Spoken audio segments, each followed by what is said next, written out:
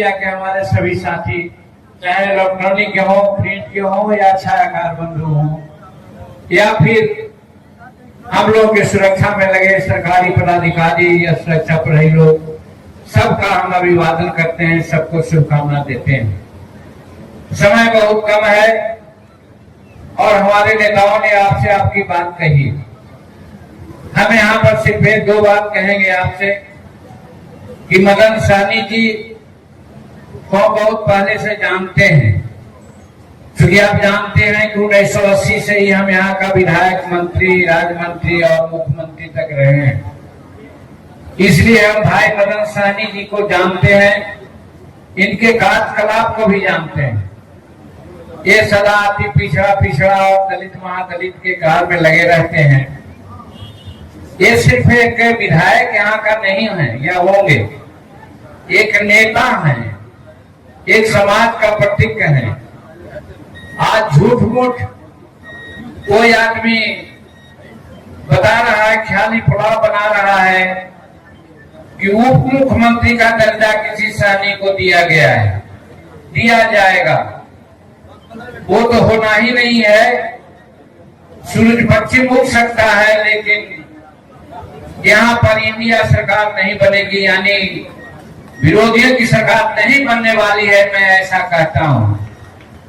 लेकिन जहां तक पिछड़ा अति पिछड़ा को गड़बड़ाने की बात है, उसमें मैं कहना चाहता हूँ कि कहाँ हमारे मदन सहनी जी का व्यक्तित्व, इनकी बुद्धिमत्ता, इनकी प्रशासनिक कार्य क्षमता को हम लोग ने देखा है, टेस्ट किया है।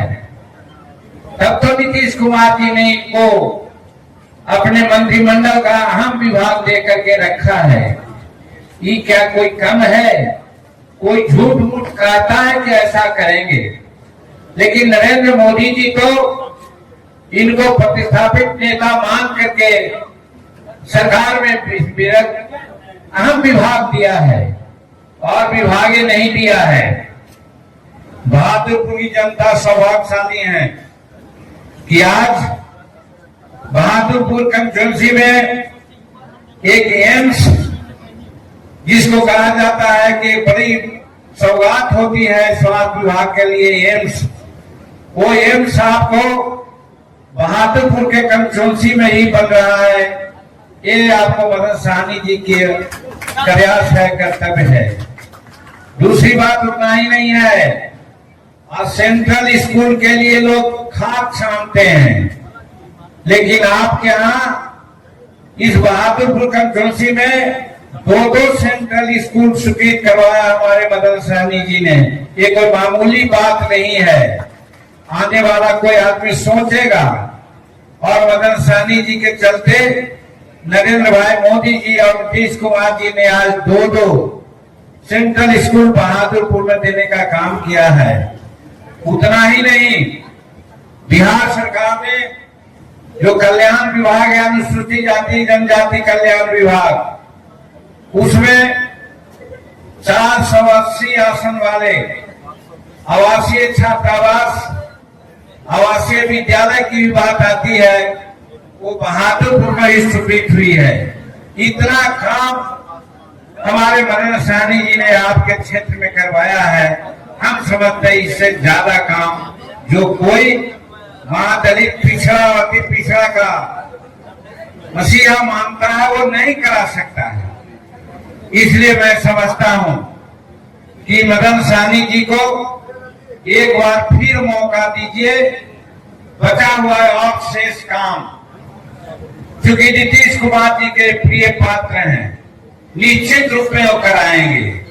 और हम आज रामनाथ ठाकुर जी हो, नित्यानंद जी राय हो या जीतन मांझी हो, भारत सरकार का प्रतिनिधित्व तीनों हम लोग करते हैं।